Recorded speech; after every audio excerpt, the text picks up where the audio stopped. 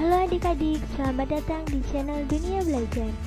Kali ini kakak akan membahas soal dan jawaban belajar di TVRI untuk kelas 1 sampai dengan kelas 3 SMP hari Rabu 3 Juni 2020. Sebelum masuk ke soalnya, pastikan kalian sudah menyiapkan buku catatan dan alat tulis kalian untuk mencatat semua soal dan jawaban dengan teliti. Jangan sampai ada yang terlewat ya. Untuk soal yang pertama, yaitu mengapa matahari memiliki peran yang penting bagi kehidupan makhluk hidup di bumi ini. Jawabannya yaitu berikut beberapa alasan mengapa matahari memiliki peran yang penting bagi kehidupan makhluk hidup di bumi. Yang pertama, energi pancaran matahari membuat bumi tetap hangat bagi kehidupan, sehingga suhu tubuh kita menjadi normal. Yang kedua, yaitu matahari membuat udara dan air di bumi bersirkulasi. Yang ketiga, matahari membuat tumbuhan bisa berfotosintesis dan menghasilkan sumber makanan. Selain itu, tumbuhan yang berfotosintesis juga menghasilkan oksigen yang berguna untuk makhluk hidup, contohnya manusia dan hewan. Yang keempat, yaitu matahari juga bisa dimanfaatkan sebagai energi pembangkit listrik yang dapat kita gunakan sehari-hari. Soal yang kedua, yaitu mengapa panel surya atau solar cell menjadi bagian penting dalam pembangkit listrik tenaga matahari.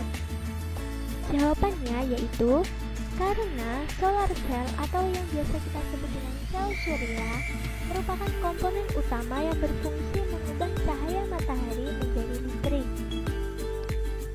Foton yang berasal dari sinar matahari akan diubah menjadi elektron oleh sel surya atau solar cell sehingga menjadi energi listrik yang dapat kita gunakan sehari-hari. Soal yang ketiga yaitu sebutkan 3 hal yang dapat kamu lakukan di rumah untuk menghemat penggunaan listrik. Berikan alasanmu.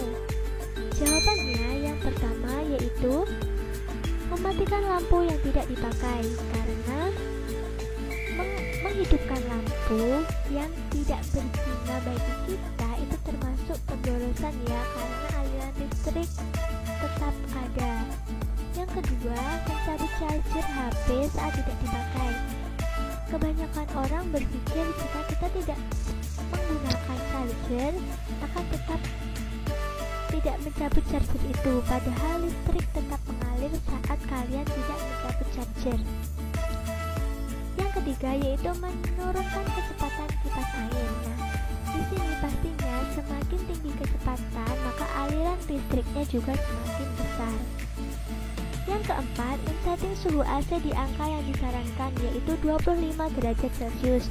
Ini konsep kerjanya sama dengan kipas angin ya, semakin berat tugasnya maka aliran listrik yang dialirkan pun juga semakin besar.